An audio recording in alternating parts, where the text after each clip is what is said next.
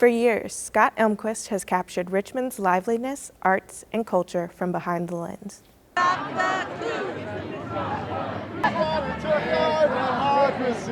From the River City Magnolias to the protests of 2020, Scott has been behind the scenes capturing and showcasing so much of what makes Richmond, Richmond.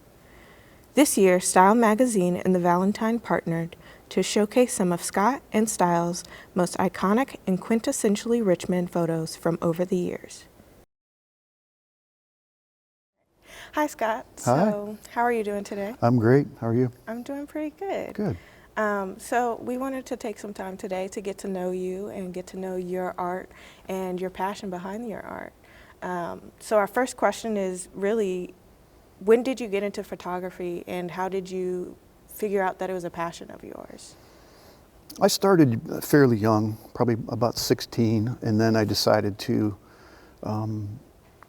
study journalism in college. My parents weren't too keen on that. My dad wanted me to be a metallurgist, and my mom wanted me to go into computers, which she was way ahead of her time. But yeah. So I studied it in college. Halfway through college, I was in a really bad accident. I was working summers doing construction, so I was laid up for almost a year. So I spent a serious amount of time driving around with my camera in the car, and sort of that was a year that I was just mostly doing wildlife stuff, but it was a lot of time behind the camera. Yeah. And so that was between that and what I was studying. I thought I was going to be a writer. Well, that didn't work out. So by the time I got out of school, I was pretty much decided that photography is the route I wanted to go. Yeah. I've never heard of a metallurgist. Right? That's what you said? Mm-hmm. Yeah, what is that?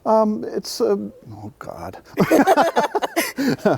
Well, my dad worked with a place that made crankshafts for submarines and trains. So metallurgy would have been something along the lines of designing some of those crankshafts. Well, you chose the much more exciting career, Well, I think. yeah. Probably not as practical, but anyhow. Much more exciting. I don't know. It worked out for you. Yeah. Well.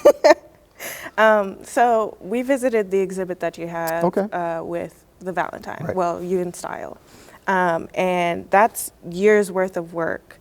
And you captured some of the more iconic people and places in that exhibit, at least from my perspective. Okay. Thank you. Can you tell us a bit about how photography has immersed you in the culture of Richmond? Because a lot of that stuff is very Richmond focused. Yeah, I mean, one of the things that you don't really realize when you start a job like I did for Style in '99 was just how much you are going to be immersed into the culture, because you're covering everything.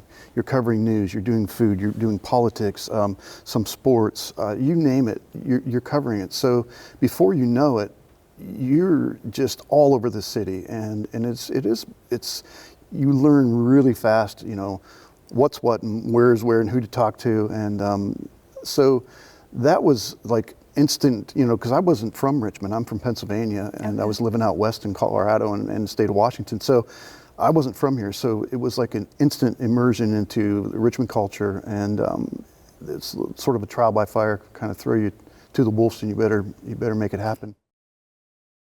Do you, especially now that you're kind of the veteran in Style's photography world, do you get to kind of like choose what you want to do now? No. Okay. No, I mean, this job has always been a mixed bag of assignments. You really, it's sort of, like right now I'm working on food. And it's funny because you would think, well, this guy that got the Lifetime Journalist Award wouldn't be doing food, but of course I'm doing, that's part of the job. Yeah. So, now it's food, and then in a couple months it'll be switching to Best of Richmond, and in between, you just never know.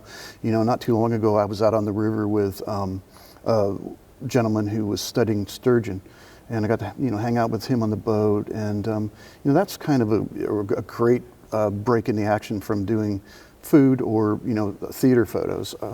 Nothing wrong with that. That's some part of what we do, and that's part of the job. But you always, you love the assignments where you get out and you're in the field with someone. Yeah. Back to the exhibit at the Valentine. There's a lot of photos in that mix, and you were instrumental in curating that. I know why some of the pictures you would want to have in there, like the picture of the River City Magnolias. Mm-hmm. That was fantastic. Mm-hmm. How did you come about like choosing which photos to include? Like there's got to be tons of photos from Style over Well, the that just years. scratches the surface, what Yeah. you're seeing there. We just wanted to put photos out there that was a good mix of all the photographers that worked at Style. So there were 5 of us. And so some of them we had trouble finding the old stuff. So that was, in the end, with Kent Eanes, he found a box in his garage and he sent us some stuff. So we were digging through the files, and the archives are massive. So it was really one of these things where you're just digging, you're hoping to find enough work representative for each photographer. So there wasn't a real rhyme or reason. We just wanted to call as much as we could for each photographer and then narrow it down to something that fit more of a, like I would call the work more of a feature photo exhibit. It's not really a journalism. We could have, of course, we could have put all of journalism out there, but we wanted to appeal to the public and let them know that the Valentine has the archives, and there'll probably be other shows, but that's sort of what we came up with. But it was a little bit of catch as catch can, just finding stuff. And I went through boxes and old, it wasn't pretty because everything was a mess. It's not anymore. The Valentine has done a great job, but it's now pulled together, but it wasn't when I was going through it. Wow. Yeah, I can imagine that it would just be like so much and so overwhelming. I don't know how you did it. Yeah, I don't either. Yeah. And you mentioned before that you recently won the Society of Professional Journalists Award, the Lifetime Achievement, actually. Right.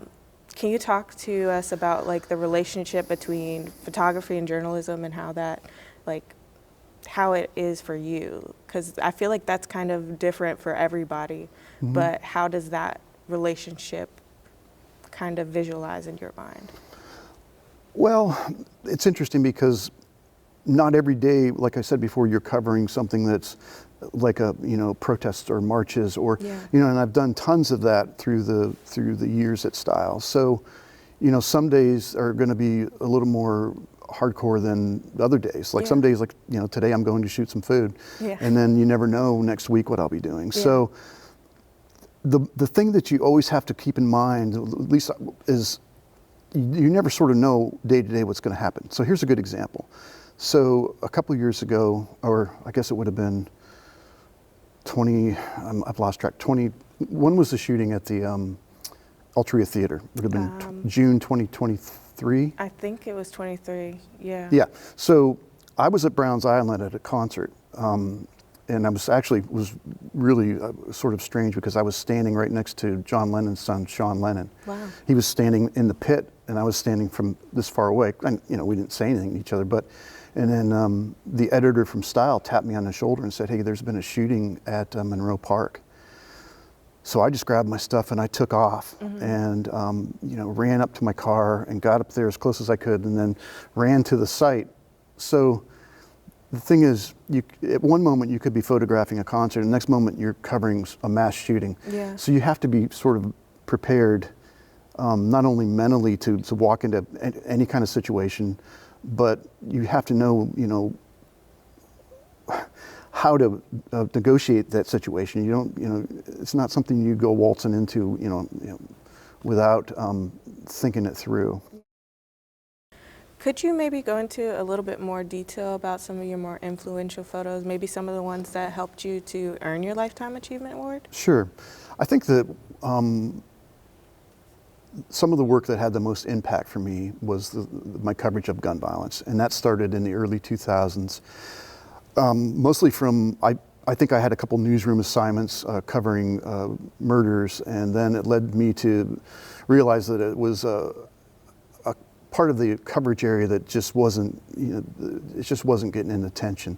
So I decided to start covering gun violence, and then that led me to, cover a lot of vigils, and I met a lot of families, and then we would, I worked with writers to go into some of these communities and tell the stories of these families, and that I think that had a lot of impact as far as my work being recognized, because it was pretty gritty and sort of heart-wrenching work. Yeah. But I always felt, living in Richmond, there's two sides for me. There's always two sides to Richmond. There's the great restaurant scene and the breweries and the beauty and the river. But there's this other side that doesn't get talked about as much. And then I felt, for me, if I could live with myself, I wanted to cover both of those. And I realized nobody wants to see, gun violence coverage 24/7, but I always tried to work it into what I was doing out there. Yeah, yeah. I think that's important too. Like, I mean, obviously you don't want to give people like mean world syndrome and show them that like Richmond is this horrible place. Like, you don't want to perpetuate that stereotype, because for a long time that was what Richmond was known for. Sure. But you also have to acknowledge the fact that that is still here and it is still real and it still affects so many people. Right. But there's also so much beauty here too. Like, I love Richmond. For a long time, I couldn't stand it. I was like, there's nothing to do here. But then I turned 21 and I was like, oh, there's actually plenty of stuff to do here. I can get around and there's plenty of fun stuff to do. And it's really cool. There's so much art, culture, like the people here, there's so much life and vibrancy. And I think a lot of people need to experience that and be aware of what really goes on in the city and not just ignore that other side of it either. Right.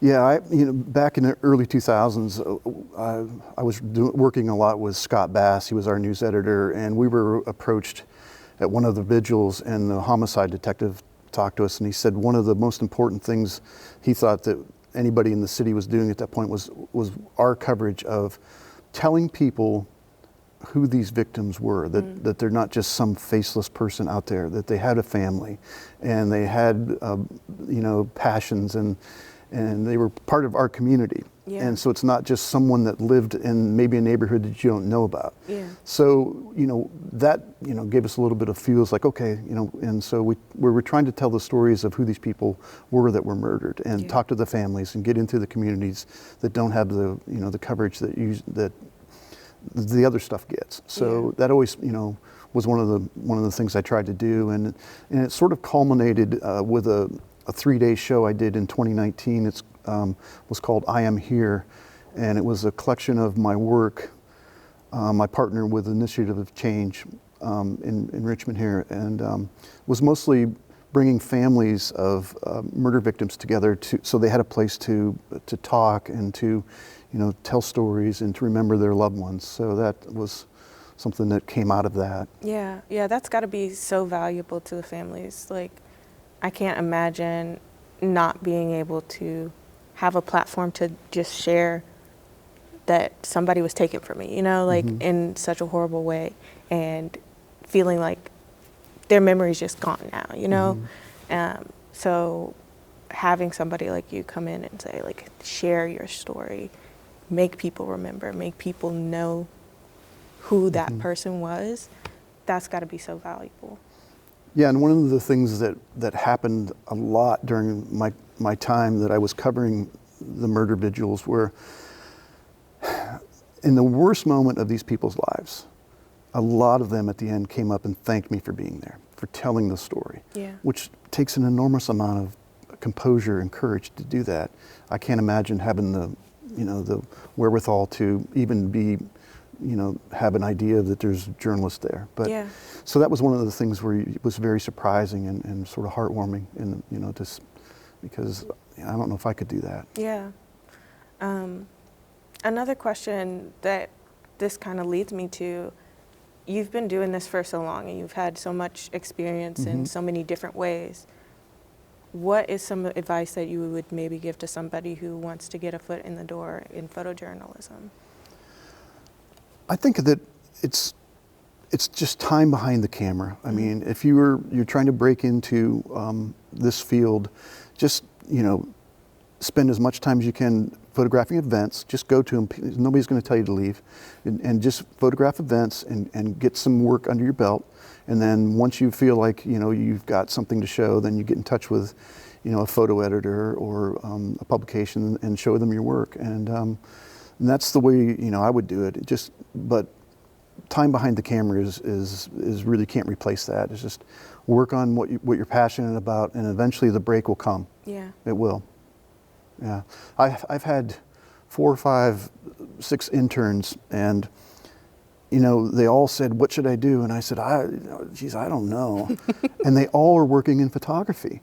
And so I'm never telling anyone again not to go for it, because it is an extremely tough field, and Yeah. it's tough to make a living, and it's long hours, and it's like a rock and roll lifestyle without the pay. Yeah. Right. So you know, but I'll never tell anybody that again. I'll just tell them go for it. You know, I mean, because you know the proof's there that it can be done. You just have to dig in and go for it. Our last question, just to wrap things up. You've done a lot. You've got your Lifetime Achievement Award. You've curated a exhibit. You've captured so many iconic photos. But we've got to ask, what's next for you? Oh, just more of this. Yeah. Yeah. Yeah, I'm nowhere near done. Yeah. As long as VPM and Style have me. No, there's so much more to be done.